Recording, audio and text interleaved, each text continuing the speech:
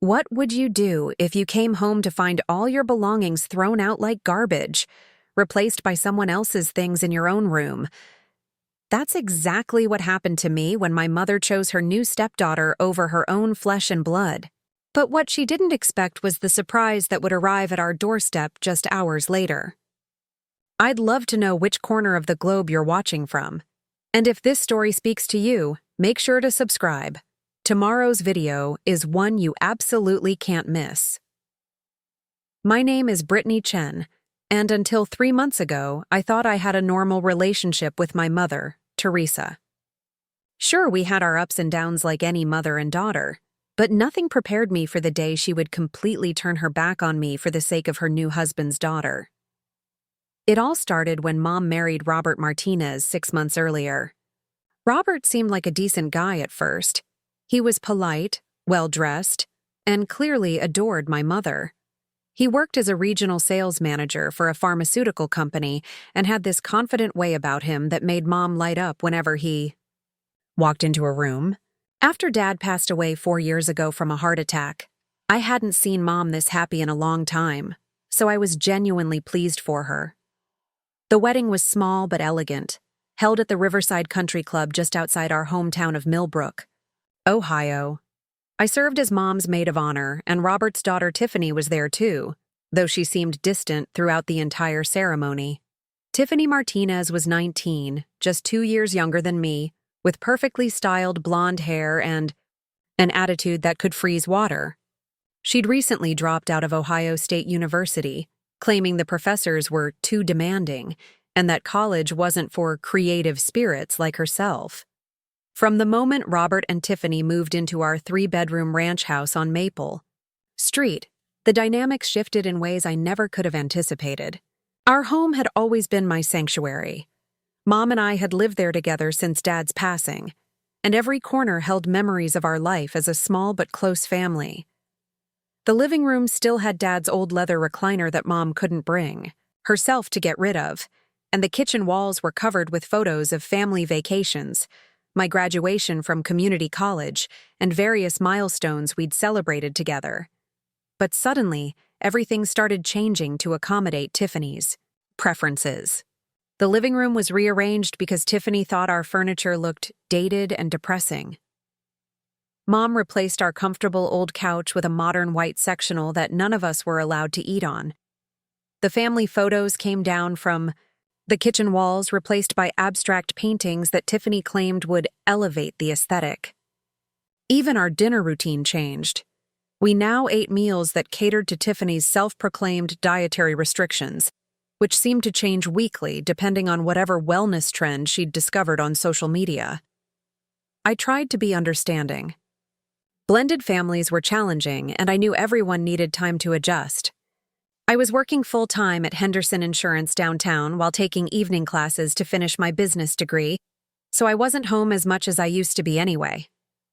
When I was there, I made genuine efforts to connect with Tiffany, asking about her interests, suggesting we watch movies together, or offering to help her look for jobs, or maybe consider returning to school. But Tiffany made it clear she had no interest in forming any kind of sisterly bond with me. She would roll her eyes whenever I tried to start conversations, dismiss my suggestions with comments like, "That sounds boring," or "I'm not into basic stuff like that," and generally treated me like an unwelcome intruder in what she increasingly referred to as our house. She had a way of making every interaction feel like I was bothering her simply by existing in the same space. What bothered me most wasn't Tiffany's attitude toward me. I could handle a moody stepsister. What really hurt was watching how Mom began to change in response to Tiffany's manipulation. Tiffany had perfected this victim act where she would tear up and claim she felt unwelcome or judged whenever anyone questioned her behavior or asked her to contribute to household responsibilities.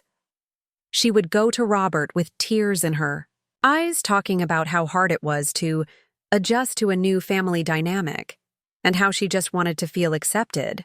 Robert, completely wrapped around his daughter's finger, would then have serious conversations with Mom about making sure Tiffany felt included and valued.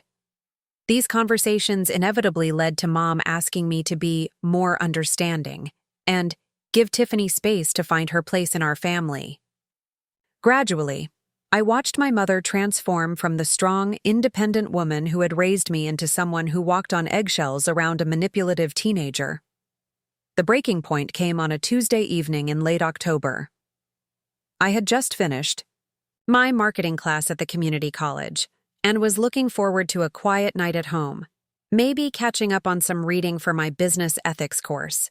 When I pulled into our driveway around 9:30, I noticed Robert's truck wasn't there, which usually meant he was working late or had taken Tiffany somewhere. I walked through the front door expecting the usual scene, Mom watching her evening, shows in the living room, maybe with a cup of tea and one of her romance novels. Instead, I found her in the kitchen frantically cleaning, which was unusual because Mom was naturally neat and rarely left messes that required frantic attention. "Hey, Mom, everything okay?" I called out as I set my backpack down by the door. She looked up with this strange expression, part guilt, part defiance, part something I couldn't quite identify. "Oh, Brittany, you're home early." "Not really, it's almost 10. Class ended at the usual time. I walked over to grab a glass of water from the cabinet.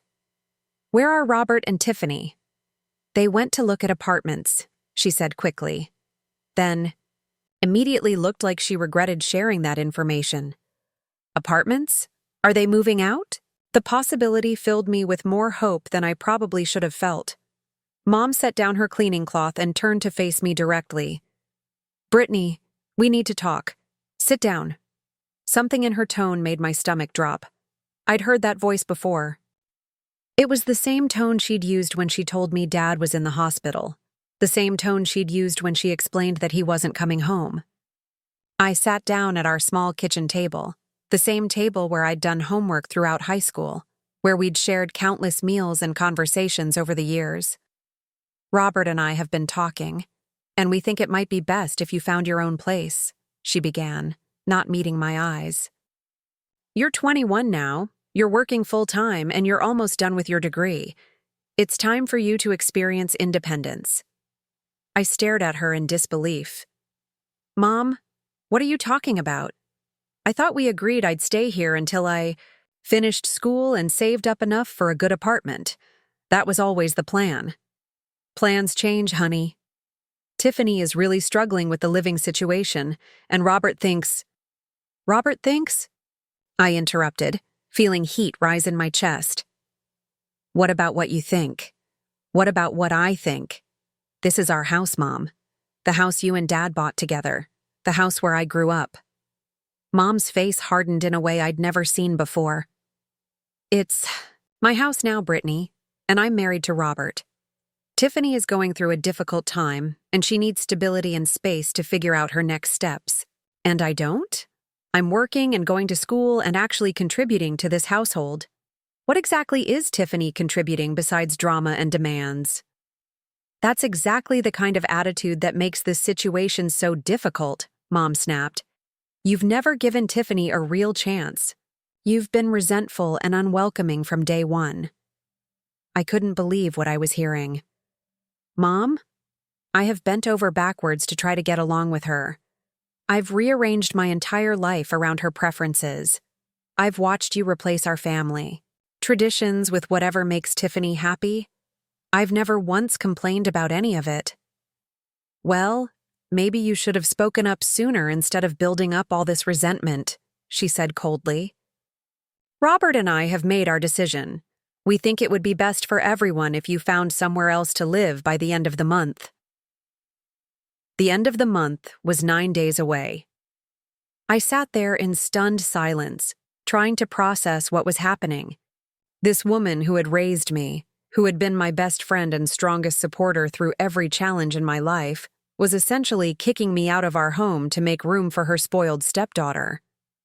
"Where exactly am I supposed to go with 9 days' notice?"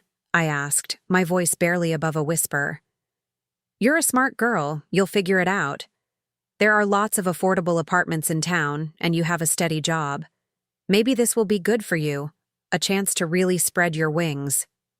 I wanted to scream, to cry, to shake her and ask what had happened to the mother who used to tell me that family came first, that we always had each other's backs no matter what.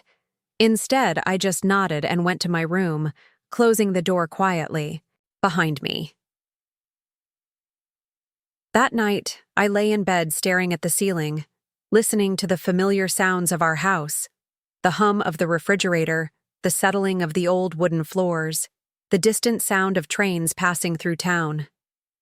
These were the sounds of my childhood, the soundtrack to every important moment of my life so far. And now I was being forced to leave it all behind because my mother valued her new stepdaughter's comfort more than her own daughter's well-being. The next few days passed in a blur of apartment hunting, calculating expenses, and trying to figure out how to completely unroot my life with no preparation time. I looked at several places, but everything decent was either too expensive for my budget or wouldn't be available until the following month.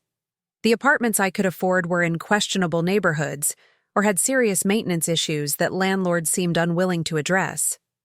I tried talking to Mom several more times, hoping she would reconsider or at least extend the deadline, but she remained firm. If anything, she seemed to become more cold and distant as the days passed, as if she was building walls around herself to avoid confronting what she was doing to me. On Friday evening, I was sitting at my desk researching extended-stay motels when I heard Tiffany and Robert come home. Through my bedroom wall, I could hear Tiffany's excited voice in the hallway. "I can't wait to redecorate this room," she was saying. "I'm thinking maybe a bohemian theme with lots of plants and tapestries. Oh, and I definitely want to paint the walls. This beige color is so bland." My room. She was talking about redecorating my room. I heard Robert's voice respond, "Whatever makes you happy, princess. Your mom and I just want you to feel comfortable and settled here." A lot of love and effort went into bringing this story to life. If you're enjoying it, we'd be so grateful if you'd subscribe to our channel. Now, back to where we left off. Your mom. He was calling my mother Tiffany's mom, as if I had never existed, as if this house had always been their family home instead of the place where I had lived for most of my life. That weekend, I found a small studio apartment above Garcia's bakery on the other side of town. It wasn't much, just one room with a tiny kitchenette and a bathroom that had clearly seen better days. But it was clean, affordable, and available immediately. Mrs. Garcia, the elderly woman who owned the building, seemed kind and understanding when I explained my situation. She even agreed to waive the usual first month's rent requirement since I was obviously in a difficult position. Sunday night, I started packing my belongings. I had accumulated more stuff over 21 years than I realized, and the reality of fitting my entire life into a studio apartment was daunting. I decided to focus on the essentials: clothes, books, laptop, a few personal items that meant the most to me. Everything else would have to be stored in Mom's garage temporarily, assuming she would allow that. Monday morning, I approached Mom about storing some of my furniture and belongings in the garage until I could figure out a more permanent solution. She agreed, but with obvious reluctance, making it clear this was a temporary arrangement, and I needed to handle my things as soon as possible. That evening, I loaded my car with the first batch of items, mainly clothes, toiletries, and school supplies. As I was carrying a box of books to my car, I saw Tiffany watching me from the living room window with what looked suspiciously like a satisfied smile. When our eyes met, she gave me a little wave that felt more like a victory gesture than a goodbye. Tuesday was my last day living in the house where I grew up. I had taken the day off work to finish packing and moving my essential items. The plan was to come back Wednesday evening with a borrowed truck to move the larger items to the garage. I spent most of Tuesday afternoon carefully packing my remaining clothes, my small TV, my desk lamp, and various personal belongings that had decorated my room since I was a teenager. By Tuesday evening, my room looked strangely bare, but still recognizably mine. My furniture was still there. The bed I'd slept in since middle school, the desk where I'd done homework and later studied for college exams, the dresser that had been Mom's when she was young, the bookshelf Dad had built for me when I was 12.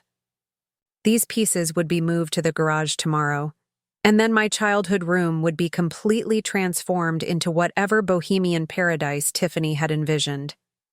I said goodbye to the house that night as if I was saying goodbye to a friend. I walked through each room, remembering family dinners in the kitchen, movie nights in the living room, helping Mom hang Christmas decorations in the hallway. I stood in the doorway of my parents' bedroom, remembering all the times I'd run in there during thunderstorms as a little girl, how Dad would make room for me in the middle of their bed, while Mom rubbed my back until I fell asleep. Wednesday. Morning, I officially moved into my studio apartment above the bakery.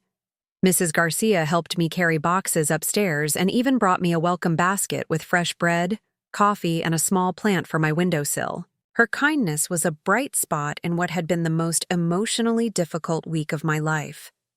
I spent Wednesday getting settled in my new space, arranging my clothes in the small closet, setting up my laptop on the fold-out table that served as both desk and dining area, trying to make the tiny space feel like home. The smell of fresh bread from the bakery below was comforting, and the afternoon sunlight streaming through the single window made the room feel warmer and more welcoming than I had expected.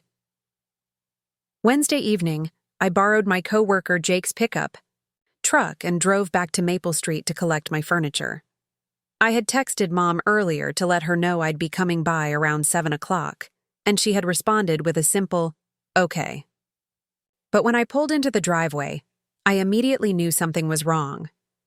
When I pulled into the driveway that Wednesday evening, the first thing I noticed was that all the lights in the house were on, which was unusual. Mom was typically conscious about electricity bills and only lit the rooms she was actively using. The second thing I noticed was the pile of black garbage bags lined up along the curb, which was strange because trash pickup wasn't until Friday. Jake parked his pickup truck behind my car, and we both got out to assess the situation. As we walked toward the front door, I could hear voices inside, not just Mom and Robert, but what sounded like multiple people talking and moving around. I knocked on the front door, which felt bizarre since this had been my home just 24 hours earlier. Robert answered, and his face immediately shifted to an expression I couldn't quite read, somewhere between guilt and annoyance. "Brittany, you're here," he said, not opening the door fully. "This actually isn't the best time. I texted Mom earlier. We agreed I'd come by at 7 to get my furniture for the garage," I replied, trying to keep my voice steady. "This is Jake from work. He's helping me move the bigger pieces." Robert glanced back into the house, then stepped outside and partially closed the door behind him. "Look, there's been a change of plans. Tiffany had some friends come over to help her get settled, and they're in the middle of redecorating. It's pretty chaotic there right now." "Redecorating what?" I asked, though I was afraid I already knew the answer. "Her room. Your old room. She was so excited about finally having her own space that we decided not to wait. You know how young people are when they get an idea in their head." My stomach dropped. "Robert, my furniture is still in there. My desk, my dresser, my bed. Everything we agreed would go to the garage." He had the decency to look uncomfortable. "Well, that's the thing. Tiffany really fell in love with some of your pieces. She asked if she could keep the desk and the bookshelf, and honestly, they fit perfectly with the vibe she's going for." I stared at him in disbelief. Those aren't her pieces to fall in love with. That desk has been mine since I was 14. The bookshelf was built by my father. "Now, Brittany, I understand you're attached to these things, but they're just furniture. Tiffany really needs this stability right now, and if keeping a few pieces helps her feel more at home—" "Where's my mother?" I interrupted, my voice rising. Despite my efforts to stay calm, Robert's expression hardened. "She's inside helping with the decorating, and I'd appreciate it if you could keep your voice down. This is already a stressful situation for everyone." Jake stepped forward, clearly sensing the tension. "Sir, we just need to load up the furniture that belongs to Brittany. We'll be quick and stay out of everyone's way." "I'm afraid that's not possible tonight," Robert said firmly. "Like I said, the girls are in the middle of a project, and we don't want to disrupt their progress. Maybe you can come back this weekend." "This weekend?" I could feel my voice getting higher. "Robert, I need my clothes. My winter coats are still in that closet, and my textbooks are on that bookshelf. I have class tomorrow night and an exam on Friday." "I'm sure we can figure something out," he said dismissively. "But tonight just isn't going to work." That's when I heard Mom's voice from inside the house, laughing at something. Actually, laughing, as if this was all some fun family bonding activity instead of the systematic erasure of her daughter's existence from their home. "I want to talk to my mother," I stated firmly. Robert sighed and called into the house. "Teresa, can you come here for a minute?" Mom appeared in the doorway wearing old clothes and paint-splattered hands, looking more relaxed and happy than I'd seen her in months. When she saw me, her expression immediately became guarded. "Brittany, what are you doing here?" "I'm here to get my furniture, like we discussed." But apparently there's been a change of plans that no one bothered to tell me about. Mom glanced at Robert, then back at me. "Honey, Tiffany was just so excited about making the room her own, and she really connected with some of your pieces. We thought it might be nice if she could incorporate them into her design." "Mom, that bookshelf was Dad's last project. He built it specifically for me, with my name carved into the side. You're going to let her paint over that?" I saw something flicker in Mom's eyes. A moment of recognition, maybe even regret. But it passed quickly. "Your father would want his work to be useful to the family," she said quietly. "Tiffany is family now." The words hit me like a physical blow. Jake must have sensed I was about to lose my composure because he gently placed a hand on my shoulder. "Ma'am," Jake addressed my mother with more politeness than the situation deserved, "we really just need to grab Brittany's clothes and school materials. Everything else can wait if needed." Mom looked uncertain, glancing again at Robert, who shook his head slightly. "The room is torn apart right now," Mom said. "Everything's been moved around and there's paint and decorating supplies everywhere. It's not safe to go digging through things in the dark." "Then turn on the lights," I said flatly. "Brittany, you're being unreasonable," Robert interjected. "We're trying to work with you here, but you need to be flexible. Come back this weekend and we'll have everything sorted out." That's when I heard Tiffany's voice from inside, calling out cheerfully, "Mrs. Chen, where did you put those old photo albums? Madison wants to see Brittany's embarrassing middle school pictures." "Mrs. Chen." She was calling my mother Mrs. Chen, using Dad's last name as if she belonged to our family history. And she was going through my personal photo albums with her friends, turning my childhood memories into entertainment. Something inside me snapped. "I'm getting my things," I announced. And before anyone could stop me, I pushed past Robert and Mom into the house. What I saw in the hallway stopped me cold. The garbage bags I'd noticed by the curb, they weren't filled with regular trash. Through the translucent plastic, I could see clothes. My clothes. The sweaters I'd carefully folded and left in my dresser drawers, the jackets from my closet, even the formal dress I'd worn to Mom's wedding. I picked up the nearest bag and tore it open. My high school yearbooks fell out, along with the photo albums Tiffany had been looking through, and the small jewelry box that had belonged to my grandmother. These weren't items I'd left behind, to be disposed of. These were personal belongings I had specifically planned to collect tonight. "What is this?" I demanded, holding up my grandmother's jewelry box. Mom and Robert had followed me inside, and I could see Tiffany watching from the living room doorway with two other girls I didn't recognize. All three of them looked like they were watching an entertaining drama unfold. "Brittany, calm down," Mom said, but her voice lacked conviction. "Calm down? You threw away my belongings? My grandmother's jewelry box was in the trash?" "We were just trying to clear out space," Robert said defensively. "Some of that stuff looked like things you hadn't touched in years." Those photo albums are from my childhood, my yearbooks, my grandmother's jewelry. What gave you the right to decide what was important to me? Tiffany chose that moment to join the conversation. Brittany, you're being super dramatic. It's just old stuff. I kept anything that looked actually valuable. You kept anything that looked valuable? I repeated, incredulous. Yeah, like, I saved your laptop charger and your good winter coat. See? I was looking out for you. She said this as if she deserved praise for not throwing away my most expensive possessions. I looked around the living room and noticed more changes. The family photos that had been temporarily stored in boxes were nowhere to be seen, but new pictures were already up. Photos of Robert, Tiffany, and Mom that looked like they'd been taken recently. It was as if they'd created a new family history that didn't include me at all. Where are the family pictures? I asked quietly. We put them away safely, Mom said quickly. We just wanted to make space for new memories. New memories that don't include me. No one answered that. I turned toward the hallway that led to my former bedroom, and Mom stepped in front of me. Brittany, please don't go back there right now. The room is really torn apart, and Tiffany's friends worked so hard today. I walked around her and headed straight for my room. What I found there was worse than I had imagined. The walls, which had been a soft blue color that Dad and I had chosen together when I was 16, were now half painted in what looked like purple and gold stripes.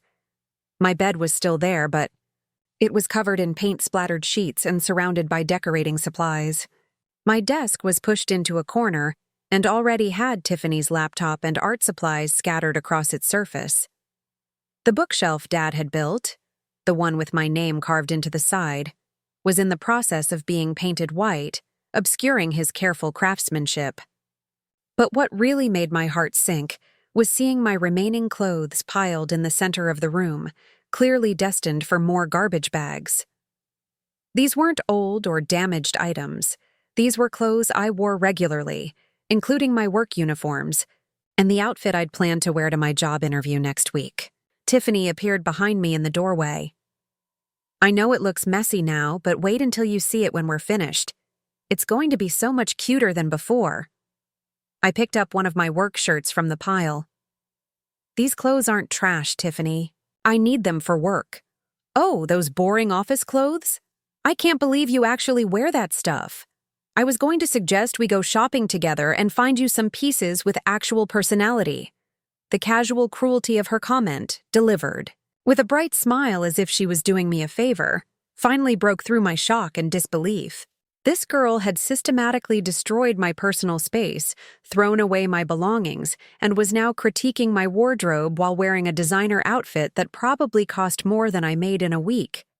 Get away from my things, I said quietly. Technically, they're not really your things anymore, she replied with fake sweetness. This is my room now, and I get to decide what stays and what goes. That's when I heard the sound of a large truck pulling into the driveway outside. The sound of the large truck outside broke through the tension in the room like a thunderclap.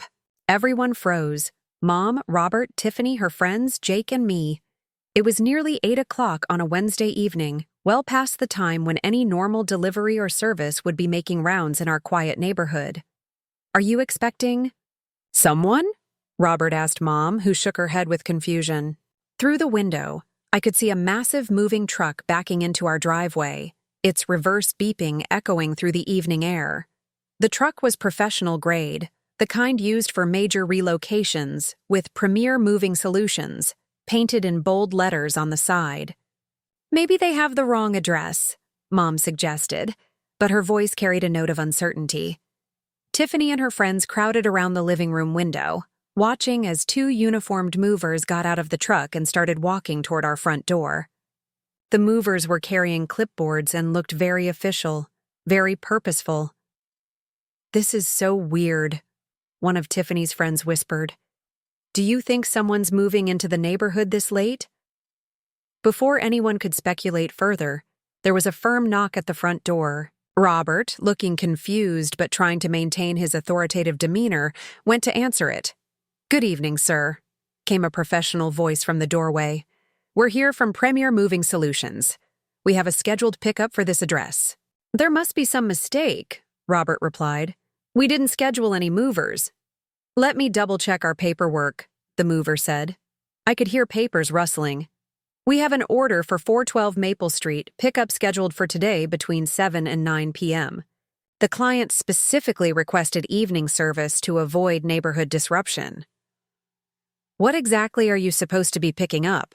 Robert asked, and I could hear the growing concern in his voice.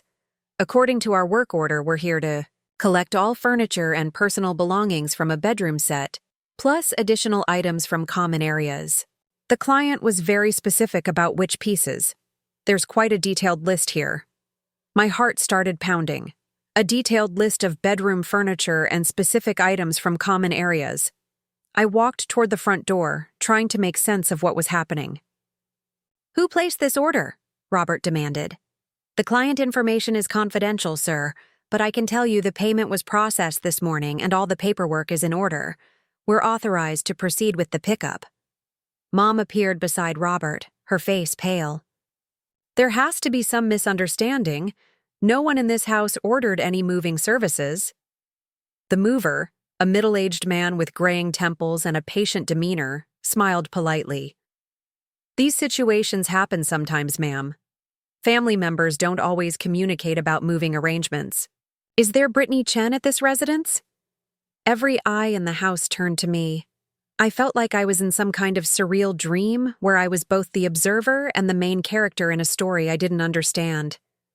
That's me, I said quietly, stepping forward. Excellent, the mover said, consulting his clipboard. We have a detailed inventory here that matches the description you provided this morning. Shall we get started with the bedroom furniture?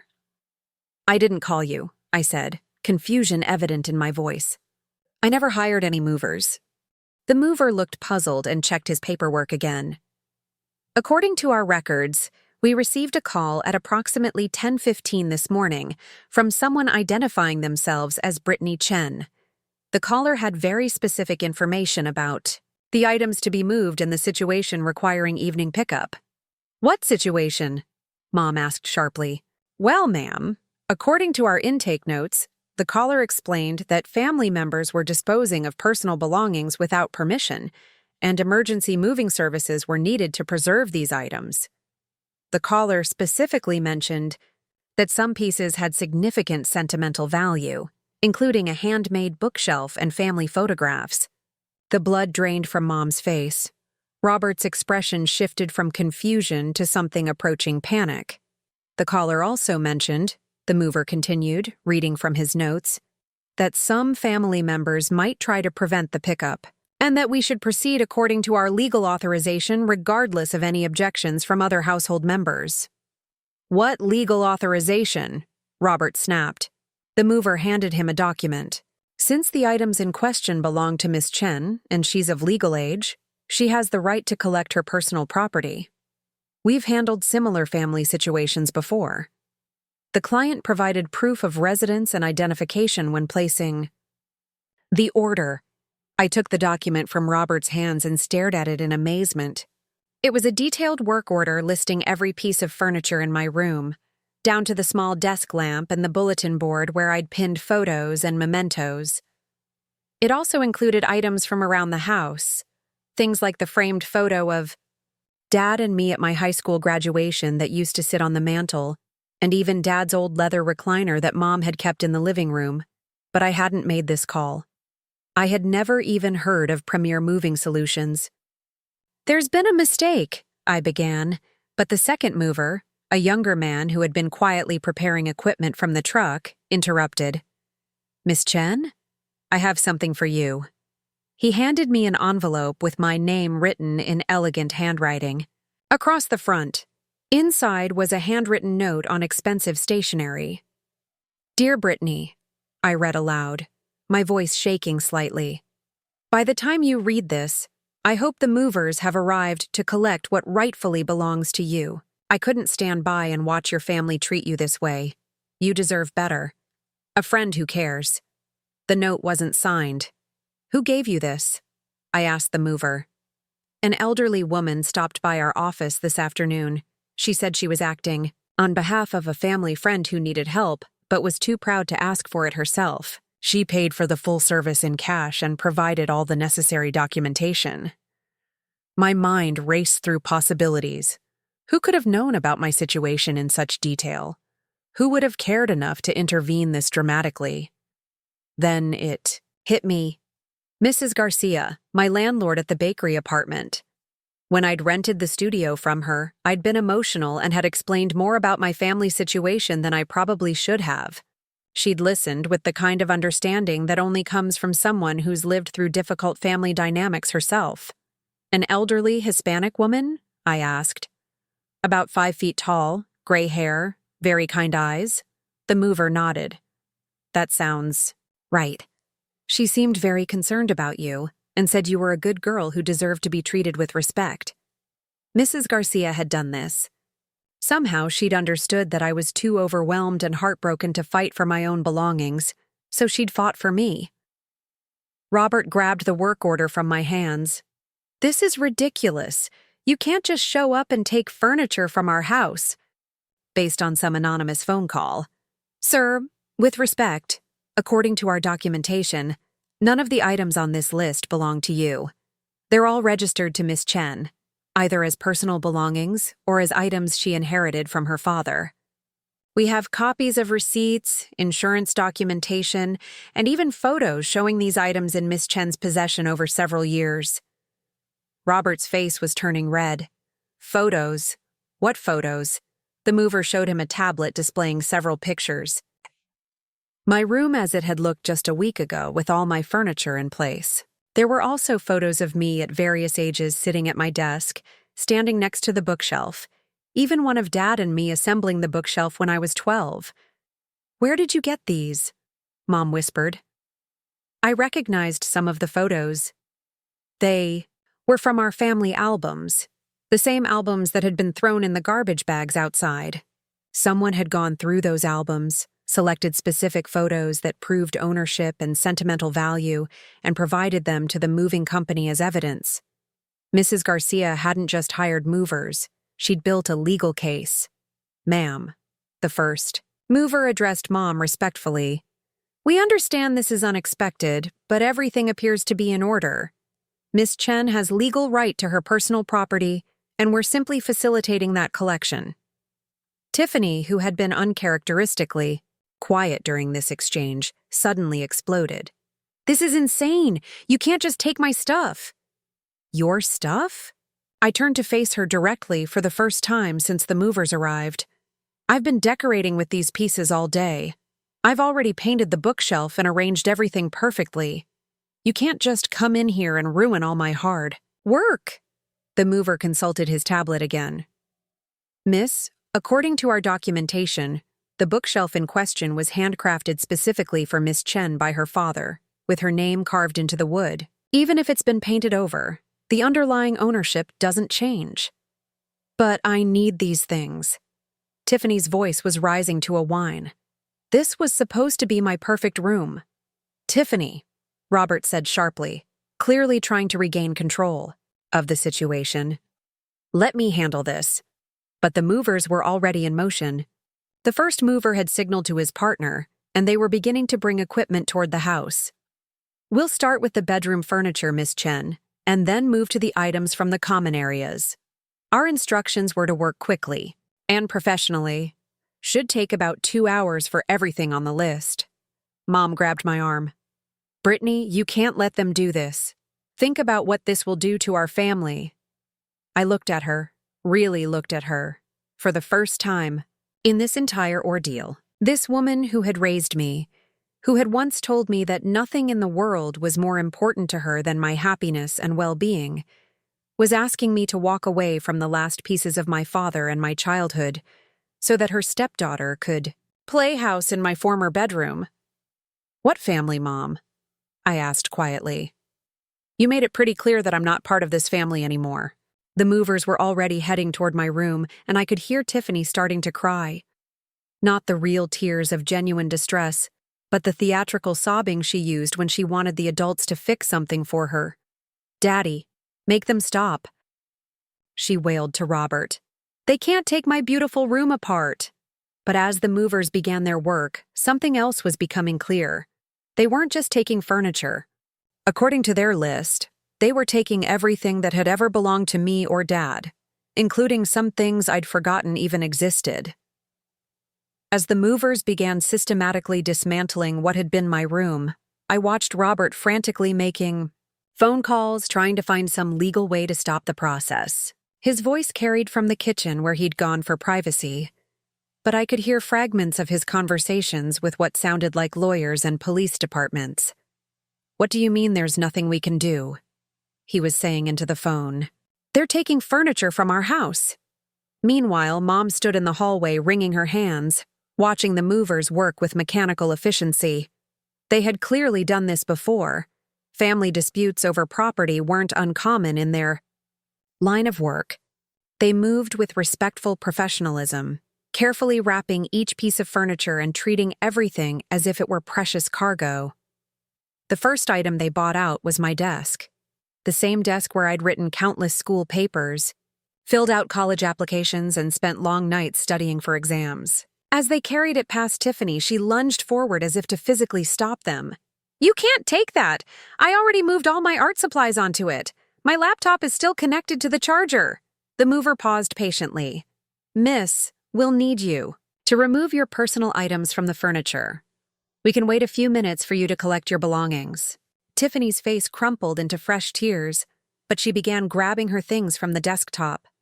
I noticed she was being deliberately slow and dramatic about it, as if her prolonged suffering might somehow change the situation. "This is so unfair," she sobbed to Mom. "I spent all day making everything perfect, and now they're destroying all my hard work." The second mover emerged from my room carrying the handmade bookshelf. Even with the white paint Tiffany had started applying, I could still see where Dad had carved my name into the side panel. His careful craftsmanship was evident in every joint and corner. This wasn't store-bought furniture that could be easily replaced. This was a piece of art that represented hours of his time and love. "Wait," Mom called out suddenly. "That bookshelf has been in this house for almost 10 years. Doesn't that make it part of the household property?" The lead mover checked his documentation. "Ma'am, we have photographs showing this piece being constructed specifically for Miss Chen, as well as insurance records listing it as her personal property. The craftsmanship and personalization make ownership pretty clear-cut." As they loaded the bookshelf into the truck, I saw Robert return from the kitchen, his face grim. "The police say it's a civil matter," he announced. "Since she's an adult and these are legitimately her belongings, there's nothing they can do to stop the removal." "What about a restraining order?" Mom asked desperately. "Against our own daughter?" Robert's voice carried a note of disbelief. "Teresa, think about what you're suggesting." But Mom wasn't thinking clearly. The systematic removal of my presence from her house was forcing her to confront what she'd done, and instead of accepting responsibility, she was doubling down on treating me like the problem. The movers continued their work, bringing out my dresser, my small television, my desk chair, and boxes of books and personal items. But then they started collecting things that surprised me. Items I hadn't even realized were on their list. They went to the living room and carefully took down the framed photo of Dad and me at my high school graduation. Then they collected the smaller family photos from the hallway, pictures that included me with my parents from various birthdays and holidays over the years. "Those are family photos," Mom protested. "They belong to the whole family." "Ma'am, according to our instructions, we're only taking photos that specifically include Miss Chen or were taken with her camera. The client was very specific about not removing any pictures that belong exclusively to other family members."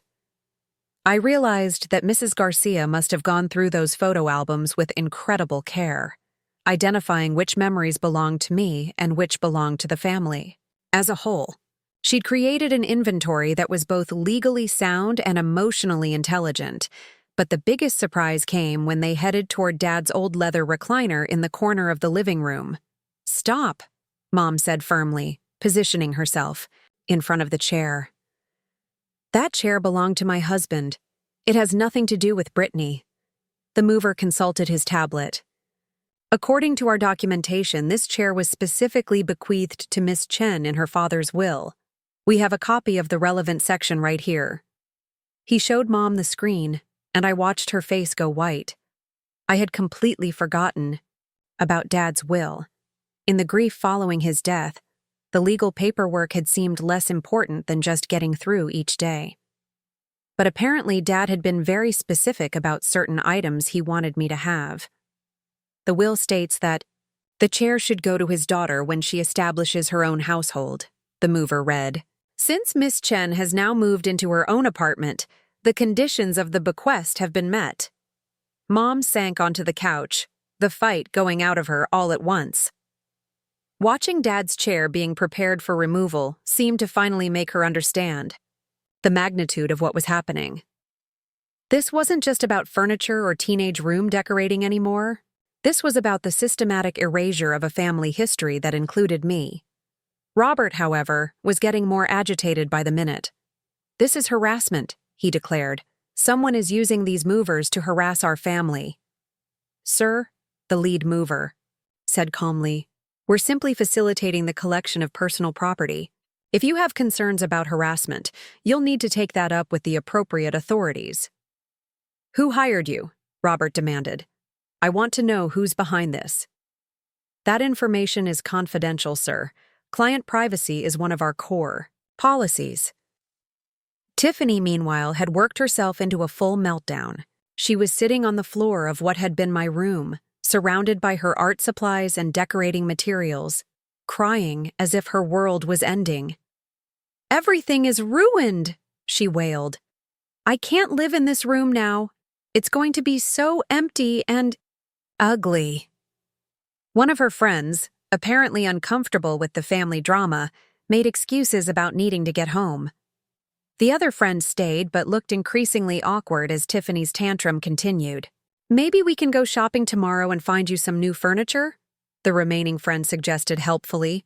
It won't be the same, Tiffany sobbed. I had everything arranged perfectly and now it's all destroyed. I found myself feeling a strange mix of satisfaction and sadness watching this scene unfold. Part of me was vindicated to see Tiffany finally experiencing some consequences for her selfish behavior. But another part of me was grieving the family I thought I'd had. The family where conflicts could be resolved through communication and compromise instead of lawyers and moving trucks. The movers worked for another hour, carefully collecting every item on their comprehensive list. They took my winter coats from the hall closet, my graduation cap and gown from the storage closet, even some of my books that had somehow ended up on shelves in other rooms over the years.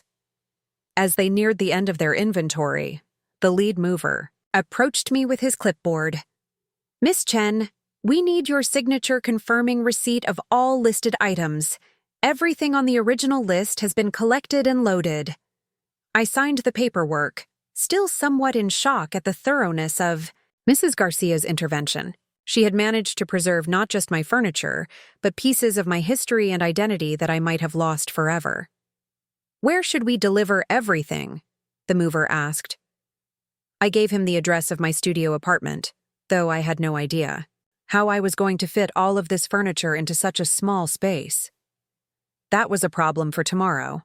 Tonight, I was just grateful that my belongings had been saved from the garbage bags and paint cans. As the movers finished loading their truck, I looked around the house one more time. The living room looked strangely empty without Dad's chair and the family photos. The hallway seemed bare without the pictures that had documented my childhood. Even the kitchen felt different without the small items I hadn't realized were distinctly mine until they were gone. Mom sat on the couch in stunned silence, finally seeming to comprehend what she had lost. Not just my furniture or my pictures, but me. The daughter who had been her companion and support system through the most difficult years of her life was now a stranger with legal documents and professional movers. Robert was still fuming, pacing the living room and muttering about lawsuits and harassment charges, but his anger seemed hollow now, more about his wounded pride than any real injustice. and Tiffany continued to cry in her half-painted room, surrounded by decorating supplies for a space that no longer contained the furniture she'd fallen in love with. Her bohemian paradise had turned into an empty room with striped walls and no focal points. The movers finished their work just after 10 o'clock. As their truck pulled out of the driveway, I realized that this chapter of my life was truly over. There was no going back to the family dynamic we'd had before, no pretending that things could return to normal. But as I watched the truck disappear down Maple Street, carrying the physical pieces of my past toward my uncertain future, I felt something I hadn't experienced in months: hope. The next morning, I woke up in my studio apartment to the sound of Mrs. Garcia knocking gently on my door. Sunlight was streaming through my single window, and for a moment I felt disoriented, until I saw my desk sitting in the corner where it definitely hadn't been the day before. "Mija, how are you feeling?" Mrs. Garcia asked when I opened the door. She was carrying a steaming cup of coffee and had flour dusted on her apron from the morning's baking downstairs. I saw the moving truck leave very late last night. I invited her in, and she looked around at my transformed studio with satisfaction. The movers had done an impressive job of arranging everything efficiently. My bookshelf was positioned perfectly. Under the window, my desk fit snugly against one wall, and even Dad's leather recliner had found a cozy spot in the corner. The space that had felt cramped and temporary yesterday now felt like a real home. "Mrs. Garcia," I began, accepting the coffee gratefully. "I need to know how much I owe you for the movers. That must have cost a fortune." She waved her hand dismissively. "You don't owe me anything, Mija. Sometimes we have to help each other, especially when family fails us." "But why? You barely know me." Mrs. Garcia settled into Dad's recliner as if she belonged there, and for the first time since Dad died, seeing someone in his chair felt right instead of painful. "Let me tell you something about family," she said, her voice carrying the weight of experience. "I came to this country 40 years ago with my husband and 3 children. We had nothing but each other and the belief that if we worked hard, we could build a good life. My husband died young, like your father, and I raised my children alone, while running this bakery." She paused to sip her coffee, looking out the window at the quiet street below. "2 of my children grew up to be wonderful people who understand the value of family and sacrifice. But my youngest son, he married a woman who convinced him that his old mother was a burden, that helping me with the bakery was holding him back from success.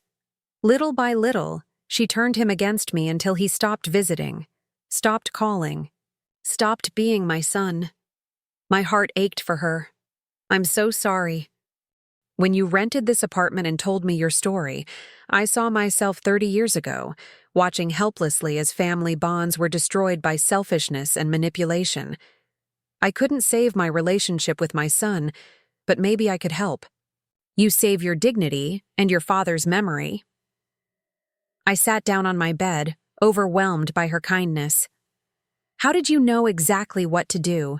The documentation, the legal aspects, even knowing which photos to include?" Mrs. Garcia smiled mysteriously. "My daughter Elena is a family law attorney in Columbus. When I called her Tuesday night and explained your situation, she walked me through everything we needed to make sure those belongings stayed yours. She even researched your father's will at the county courthouse. Your daughter helped with this?" Elena said cases like yours are more common than people think. Adult children being forced out of family homes while their belongings are disposed of or claimed by step-relatives. She was angry on your behalf, said no one should have to fight that battle alone. I felt tears welling up, not from sadness, this time, but from gratitude. These women, virtual strangers, had shown me more care and protection than my own mother. "There's something else," Mrs. Garcia continued, reaching into her apron pocket. "The movers found this mixed in with some papers from your bookshelf. They thought you might want it." She handed me a sealed envelope with my name written in Dad's handwriting. My heart stopped. I recognized his careful script, the way he always Wrote my name for birthday cards and school notes. I've never seen this before, I whispered. Maybe it was meant for when you were older, or maybe it got misplaced after he passed. Either way, it found its way back to you. With trembling hands, I opened the envelope. Inside was a letter dated just 2 months before Dad's death, along with a small key. My dearest Brittany, I read aloud, my voice shaking. If you're reading this, it means I'm no longer there to tell you these things in person, and you've probably reached a point in your life where you need to hear them. I paused, overwhelmed by hearing Dad's voice through his words. I want you to know how proud I am of the young woman you've become. Your strength, your kindness, your determination to always do the right thing. These qualities will carry you through whatever challenges life brings. I also want you to know that I've always worried about what might happen to you if your mother remarries and new family dynamics change our household. Mrs. Garcia squeezed my hand encouragingly as I continued reading. That's why I've set aside something just for you, separate from the will and separate from anything your mother knows about. The key in this envelope opens a safety deposit box at First National Bank downtown. Box number 2I47. Inside you'll find some money I saved from my work bonuses over the years, along with some important documents and a few special things that belong to your grandparents. I stared at the key in disbelief. Dad had been planning for this possibility, that I might someday need resources independent from Mom. The money isn't a fortune, but it should be enough to help you get established on your own if you ever need to. More importantly, I want you to know that your worth isn't determined by how others treat you, even if those others are family. You deserve to be valued, respected, and loved unconditionally. If anyone in your life makes you feel otherwise, you have my permission to walk away and build something better. The letter continued with more personal messages about his hopes for my future, his pride in my accomplishments, and his absolute confidence in my ability to create a meaningful life. At the end, he'd written, "Remember that the best families aren't always the ones we're born into. Sometimes they're the ones we choose, made up of people who see our value and treat us accordingly. Trust your instincts, follow your heart, and never settle for less than you deserve. All my love, Dad." I was crying openly now, but they were tears of relief and gratitude rather than grief. Even in death, Dad was still looking out for me, still providing guidance and support when I needed it most. He knew, I said to Mrs. Garcia. He somehow knew this might happen. Good fathers always know, she replied gently. They prepare for possibilities they hope will never come to pass. Later that morning, I went to the bank and accessed the safety deposit box. Dad had been modest about the amount. There was nearly $15,000 in cash, along with savings bonds, family heirlooms, and documents I'd never seen before. There was also a folder labeled "For Brittany's Future," containing information about educational grants, career resources, and even contact information for some of his professional connections who had offered to help me if I ever needed guidance. Bought tea. Phone had been buzzing all morning with calls and texts from Mom, but I wasn't ready to deal with that yet. I needed time to process everything that had happened and figure out what came next. That afternoon, Jake stopped by to check on me and was amazed by the transformation of my apartment. "This place looks incredible," he said, admiring how everything fit together. "It actually looks bigger now than it did when it was empty." "It feels bigger too," I admitted. "More like a real home than just a temporary landing place." "Any word from your family?" I showed him my phone, 17 missed calls from Mom, 8 from Robert, and surprisingly, 3 from Tiffany. "I'm not ready to talk to them yet," I said. "I need to figure out what I want to say first." Jake nodded understandingly. "For what it's worth, I think you handled everything perfectly last night. Standing up for yourself without being cruel or vindictive, that took real class." As evening approached, I sat in Dad's recliner reading his letter again and looking around my new space. Every piece of furniture held memories, But now they were memories I could preserve and honor instead of watching them be discarded or painted over. My phone rang again, and this time it was a number I didn't recognize. "Hello? Is this Brittany?" "Chen?" came a professional-sounding woman's voice. "Yes, this is Brittany. This is Elena Garcia, Mrs. Garcia's daughter. I'm the attorney who helped coordinate yesterday's property retrieval. I wanted to follow up and make sure everything went smoothly." "It did. Thank you so much. I can't believe what you and your mother did for me. Actually, I'm calling because I have a proposition for you. My law firm is looking for a part-time paralegal, someone who's working on their business degree and has experience with family dynamics. The pay is better than most entry-level positions, and it could lead to full-time work after you graduate. Would you be interested in interviewing?" I almost dropped the phone.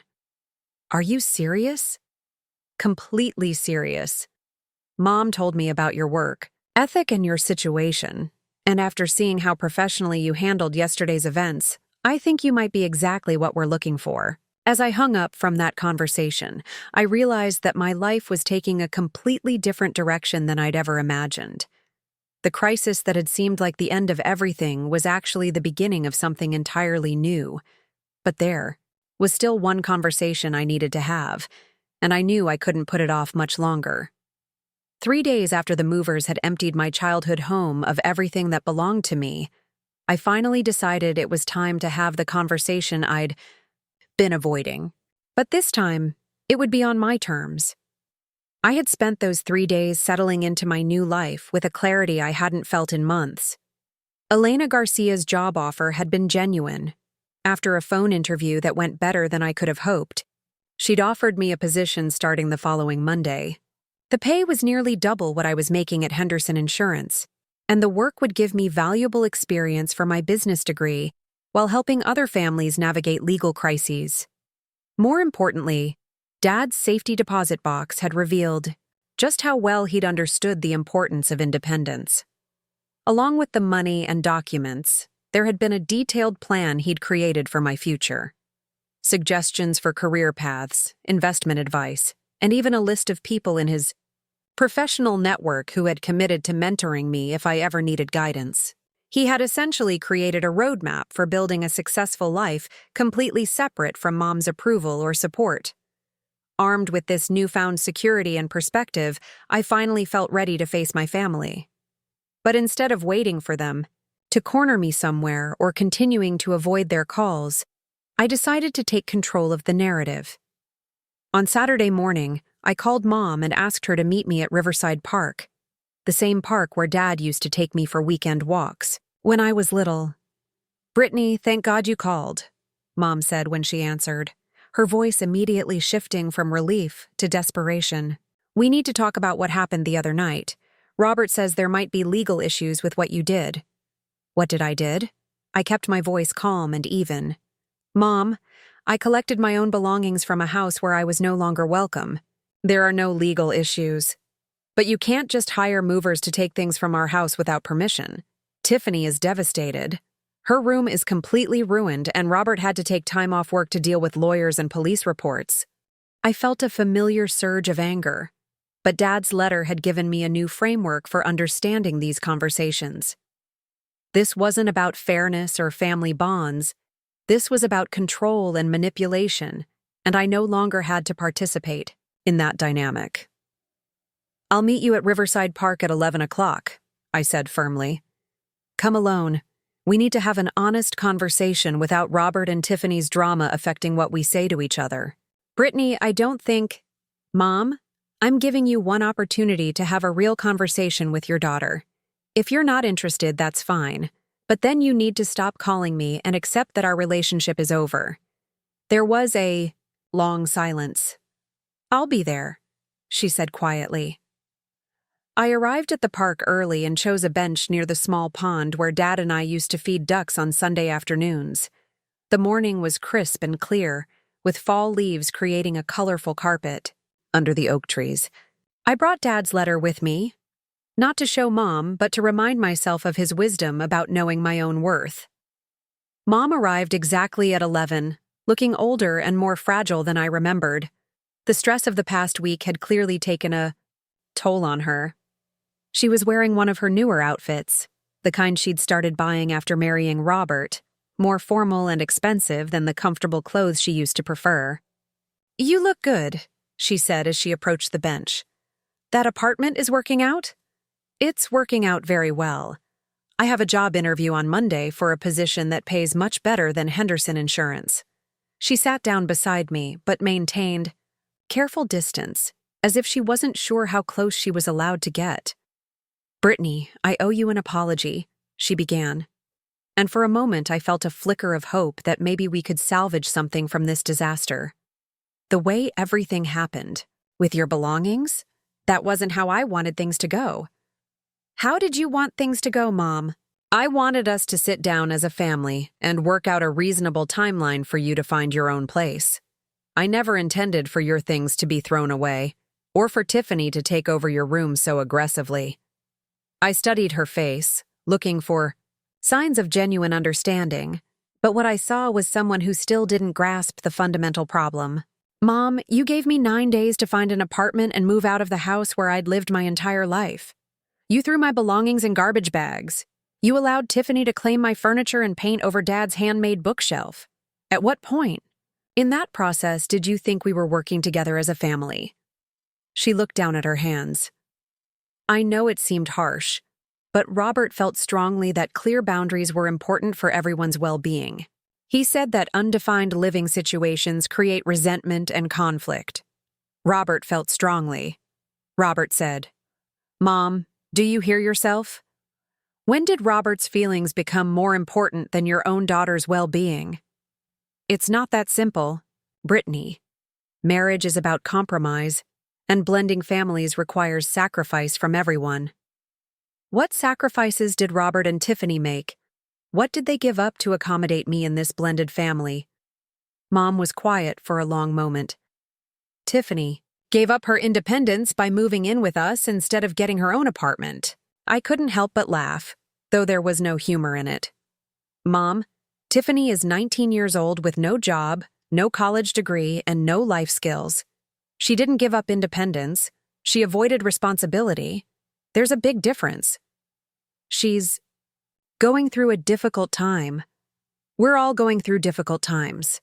The difference is that some of us handle our difficulties by working and going to school and contributing to our households, while others handle their difficulties by throwing tantrums until someone else solves their problems." Mom's defamation shifted. "Why are you being so cruel about Tiffany? She's just a young girl trying to find her place." "I'm being honest about Tiffany, and I'm asking you to be honest too. Do you genuinely believe that a 19-year-old college dropout who has never held a job and contributes nothing to the household deserves to have my furniture and my room more than I do? It's not about deserving. It's exactly about deserving. You made a choice about who deserves support, respect, and consideration in your family. You chose Robert and Tiffany. That's fine. That's your right as an adult. But don't pretend it was anything other than a choice." Tears started forming in Mom's eyes. "I never wanted to choose between you and my marriage. You didn't have to choose between me and your marriage. You chose between treating your daughter fairly and making your stepdaughter happy. Those aren't the same thing." For the first time in our conversation, Mom seemed to really hear what I was saying. The defensiveness in her posture softened slightly. "What do you want from me, Brittany? How do we fix this?" I had been prepared for this question, though I wasn't sure I was ready to give the answer. "I want you to acknowledge what actually happened, not some sanitized version where everyone made mistakes and we all need to compromise. I want you to acknowledge that you prioritized your stepdaughter's wants over your daughter's needs, and that choice has consequences. And then what? If I acknowledge that, what happens next?" I took a deep breath, feeling the weight of Dad's wisdom in my pocket. "Then we see if there's a foundation for rebuilding a relationship based on honesty instead of manipulation." I wiped her eyes with a tissue. "I love you, Brittany. I've always loved you. I don't know how everything got so complicated." "Love isn't enough, Mom. Love without respect, without consideration, without basic fairness, That's not actually love. That's just emotional attachment. We sat in silence for a few minutes, watching ducks paddle across the pond. I could see Mom processing what I'd said, and I could tell she was genuinely struggling with it. "Robert says you're being manipulative," she said finally.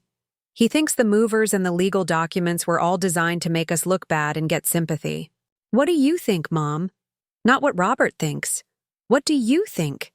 She was quiet for a long time. "I think you protected yourself when we failed to protect you. I think you made sure your father's things were preserved when we were about to let them be destroyed. I think you handled the situation better than we did. It was the first real moment of honesty we'd had in months.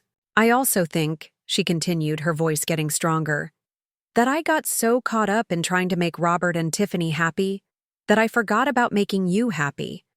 I forgot that you were working and going to school and actually building a responsible adult life, while Tiffany was just existing. I felt a tiny seed of hope, but I was cautious about nurturing it too quickly. So what does that mean going forward?" Mom looked directly at me for the first time during our conversation. "It means I need to have some very difficult conversations with my husband about boundaries and expectations. It means I need to stop enabling Tiffany's helplessness and start expecting her to contribute like an adult. And it means I need to apologize to you. Really apologize, not just say the words. And what if Robert doesn't like those conversations? What if he thinks you're choosing me over your marriage?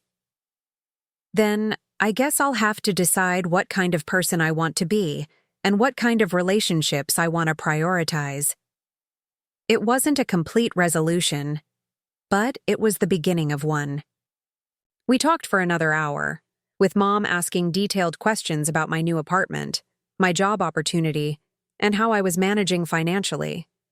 I didn't tell her about Dad's safety deposit box.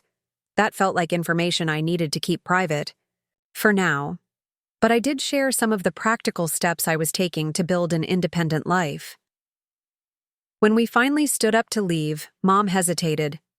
"Would it be okay if I came by your apartment sometime, just to see how you're settling in?" "I'd like that," I said honestly. "But Mom, if you come alone. I'm not ready to deal with Robert and Tiffany yet." "I understand." As I watched her walk back to her car, I felt something I hadn't experienced in months: cautious optimism about our relationship. It would take time to rebuild trust, and there would probably be setbacks along the way. But at least now we were starting from a place of honesty. That evening, Mrs. Garcia invited me downstairs for dinner with her family. Elena had driven up from Columbus for the weekend, and I got to meet the woman who had orchestrated my legal rescue. She was warm and funny, with her mother's kind eyes and a sharp intelligence that made me understand why she was successful in family law. "I have to ask," Elena said over Mrs. Garcia's incredible enchiladas, "what made you realize you needed to protect your belongings that way? Most people in your situation just accept the loss and move on." "Honestly, I didn't realize it. Your mother did. I was so focused on trying to salvage the family relationships that I wasn't thinking clearly about protecting my own interests." "That's exactly why situations like yours require outside intervention," Elena explained. "When you're in the middle of family manipulation, it's almost impossible to see the situation objectively. You needed someone who could look at the facts without emotional attachment." "Speaking of which," Mrs. Garcia interjected with a mischievous smile, "tell her about your other news." Elena grinned. "Well, after seeing how professionally you handled everything this week, I talked to my partners about creating a full-time position for you after you graduate. We're thinking about expanding our family law practice, and we need someone who understands the emotional dynamics involved in these cases." I nearly choked on my enchilada. "Are you serious?" "Completely serious. You'd start as a paralegal, but we'd support you through law school if that's something you're interested in pursuing. We need people who understand that family law isn't just about legal documents. It's about helping people navigate some of the most difficult emotional challenges they'll ever face. As I walked back upstairs to my apartment that night, I reflected on how dramatically my life had changed in just 1 week. 7 days ago, I had been a college student living in my childhood bedroom, trying desperately to maintain peace in a household where I was increasingly unwelcome. Tonight, I was an independent adult with my own home, a promising career opportunity, and the beginning of what felt like a chosen family that actually valued and supported me. My phone buzzed with a text from Mom. "Thank you for giving me the chance to listen today. I have a lot of thinking to do, but I want you to know that I'm proud of the woman you've become, even if I haven't always shown it well." I smiled and texted back, "Love you too, Mom. We'll figure it out." But the most surprising message came. An hour later from a number I didn't recognize. "Hi, Brittany, this is Tiffany. I know you probably don't want to hear from me, but I wanted to say I'm sorry about your stuff and about how everything happened. I've been thinking about it a lot since the movers came, and I realize I wasn't very nice to you. I don't know if we can be friends, but I wanted you to know that I'm sorry." I stared at the message for a long time before responding. "Thank you for the apology, Tiffany. That means a lot. I hope things work out well for you. It wasn't a friendship, and it might never be, but it was a start toward civility, and sometimes civility is enough." As I settled into Dad's recliner with a cup of tea and one of my textbooks, I thought about his letter and his advice about chosen families. He had been right. The people who had shown up for me during this crisis weren't the ones I shared DNA with, but the ones who saw my value and treated me accordingly. Mrs. Garcia, who had intervened when my own family failed me. Elena, who had offered me professional opportunities based on merit rather than pity. Jake, who had supported me without question when I needed practical help. Even the movers, who had treated my belongings with more respect than my own family, had shown. These were the people who would help me build the life I wanted, the life Dad had envisioned for me when he wrote that letter. And for the first time since this whole ordeal began, I was genuinely excited about my future. The next morning, I would start preparing for my new job. In a few months, I will graduate with my business degree. And someday, maybe I would help other people navigate family crises with the same combination of legal knowledge and emotional wisdom that had saved me. But that night, I just sat in my father's chair, in my own apartment, surrounded by the things that mattered most to me, and felt grateful for the unexpected ways that love and support can show up in our lives, sometimes from the people we least expect, and sometimes exactly when we need them most. 6 months after the night movers showed up at my childhood home, I was sitting in Elena Garcia's law office reviewing case files when my phone rang. It was Mom, which wasn't unusual anymore. We'd been talking regularly since our conversation at the park, slowly rebuilding our relationship on a foundation of honesty rather than obligation. "Brittany, are you free for lunch today?" she asked. "I have something important I need to tell you." "Good, important, or bad?" I asked, closing the file I'd been reviewing. "Different," she said with a slight laugh. "I'll explain when I see you." We met at Rosemary's Cafe downtown, a quiet place where we'd been having our weekly mother-daughter lunches for the past 3 months. These meetings had become precious. To me, they were the first times in years where Mom and I could talk without walking on eggshells or worrying about how our conversation might affect Robert and Tiffany's moods. Mom looked nervous when she arrived, fidgeting with her purse strap and avoiding eye contact in a way that reminded me of how she used to act when she had to tell me Dad was working late again. "So, what's this mysterious news?" I asked after we'd ordered our usual chicken salad for her, turkey club for me. "Robert and I are getting divorced," she said quietly, then looked up to gauge my reaction. I set down my water glass carefully, trying to process what she'd just said. "Wow, how are you feeling about that?" "Relieved, mostly. scared about some of the practical stuff, but relieved. What happened? Mom sighed and leaned back in her chair. Remember those difficult conversations I said I needed to have with Robert about boundaries and expectations? I nodded. Well, I had them, multiple times over the past few months, and it became very clear that Robert married me because he wanted a mother figure for Tiffany and a housekeeper for himself, not because he wanted a partner. I'm sorry, Mom. That must have been painful to realize. It was. But you know what was more painful? Realizing that I had been so desperate to feel needed and wanted after your father died that I convinced myself a one-sided relationship was better than being alone. Our food arrived, but neither of us touched it immediately. This conversation felt too important to interrupt with eating. What was the final straw? I asked. 2 weeks ago, Tiffany announced that she was pregnant. She's 20 now, still no job, still living at home, and now she's having a baby with some guy she's been dating for 3 months. I felt my eyebrows raise. And Robert's response was? He immediately started making plans for how we could support them. Talking about converting the garage into an apartment, discussing childcare arrangements, figuring out how to pay for everything. He never once suggested that Tiffany might need to take responsibility for her own choices. And you disagreed. I said that if Tiffany was old enough to have a baby, she was old enough to figure out how to support that baby. I suggested she could get a job, apply for assistance programs, or work something out with the baby's father. Robert acted like I was being heartlessly cruel to a vulnerable young woman.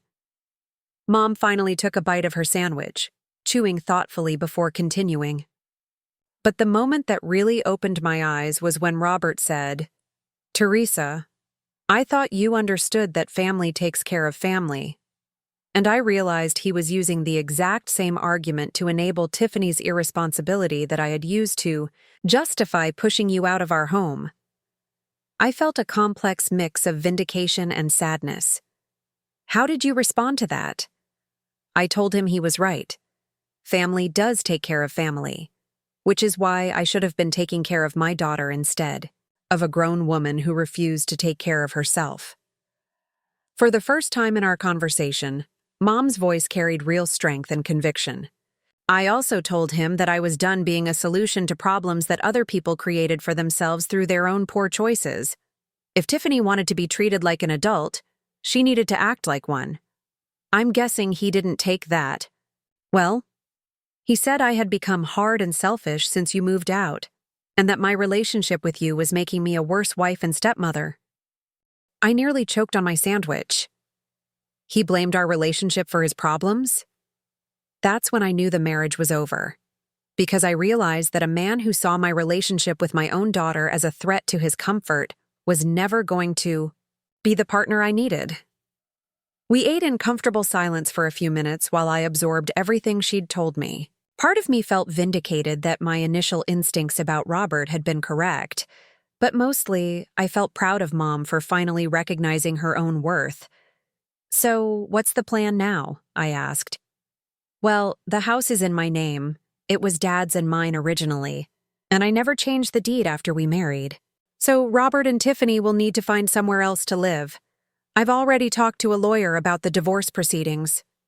Elena's firm? Mom smiled. Actually, yes. Elena recommended one of her colleagues who specializes in divorce cases. She's been incredibly helpful. I couldn't help but grin. The Garcia family had now helped both of us navigate major life transitions. What about Tiffany? How is she handling all this? About as well as you'd expect. Lots of tears, lots of accusations that I'm abandoning her when she needs me most. Lots of dramatic speeches about how she thought I was going to be the mother she never had. And Robert? He's furious. He keeps saying I'm breaking up the family over minor disagreements. He genuinely cannot understand why I won't just go along with whatever makes his life easier. Mom paused and looked directly at me. You know what's funny? For months after you moved out, I kept telling myself that I was doing what was best for everyone, that I was keeping the peace and maintaining family harmony. but there was never any peace. There was just me constantly managing everyone else's emotions and needs while completely ignoring my own. I'm proud of you for recognizing that. I should have recognized it 6 months ago. I should have stood up for you when you needed me to. Mom, we can't change what happened. We can only decide what happens next. She reached across the table and squeezed my hand. What happens next is that I try to be the mother you deserve to have all along. After lunch, I walked back to the law office feeling lighter than I had in months. Elena was waiting for me with a stack of new case files and a knowing smile. Good lunch, she asked. Very good lunch. Did you know Mom was getting divorced? I had a feeling things were heading in that direction when she came in to see David last week. She seemed different, stronger, more decisive. She is different. We both are, I think. Elena nodded approvingly. Crisis has a way of clarifying what really matters. Speaking of which, I have some news of my own. She handed me an official-looking document with my name at the top. What's this? Your acceptance letter to Ohio State's pre-law program. You start in the fall. I stared at the letter in disbelief. Elena, I never applied to law school. No, but I submitted an application on your behalf, along with a recommendation letter detailing your work here and your natural aptitude for family law. The admissions committee was impressed enough to offer you a scholarship that covers tuition, plus a living stipend. I sank into my chair, overwhelmed. I don't know what to say. Say you'll consider it. You have a gift for this work, Brittany. You understand the emotional complexity of family law in a way that can't be taught in textbooks. People trust you, they open up to you, and you help them find solutions that protect their dignity while solving their problems. That evening, I called Jake to share the day's news. He'd been promoted to assistant manager at his company and had recently started dating a nurse from the hospital where his mom worked. Our friendship had evolved into something comfortable and supportive, without the romantic complications that might have made things awkward. Law school, huh? He said when I told him about Elena's surprise. That's huge. Are you going to do it? I think so. It feels scary, but also right, if that makes sense. Perfect sense.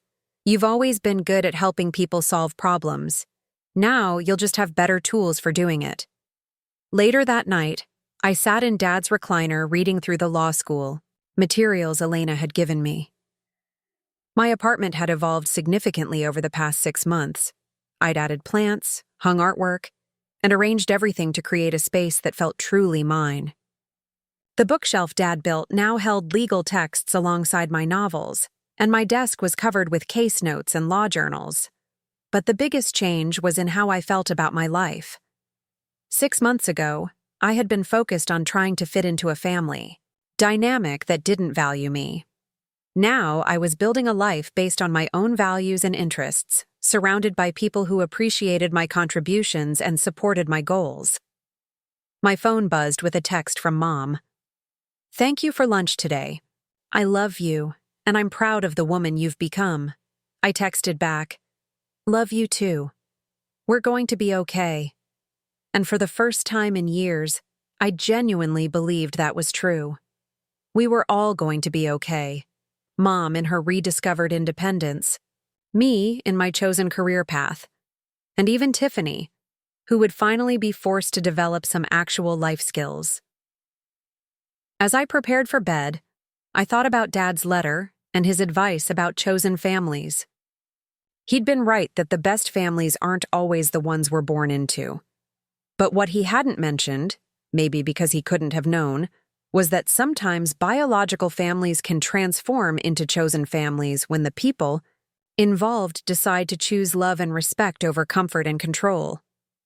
Mom and I were choosing each other now, not out of obligation or guilt, but because we genuinely valued our relationship and were willing to work for it. That felt like the most important victory of all. The next morning, I would call Ohio State and accept their offer. In a few months, I would start law school. And someday, I would help other families navigate the kind of crisis that had once seemed like the end of my world, but had actually been the beginning of everything I was meant to become. But that night, I simply felt grateful for Mrs. Garcia's intervention, for Elena's mentorship, for Jake's friendship, for Mom's growth, and for Dad's wisdom that continued to guide me even after he was gone. Sometimes the worst thing that happens to you turns out to be the best thing that could have happened. It just takes time to see the difference. Looking for more? We've got 2 amazing stories ready for you right on screen. If this one touched you, these are absolutely worth your time. Click to watch them now. And hey, subscribe and hit that bell to never miss our latest uploads.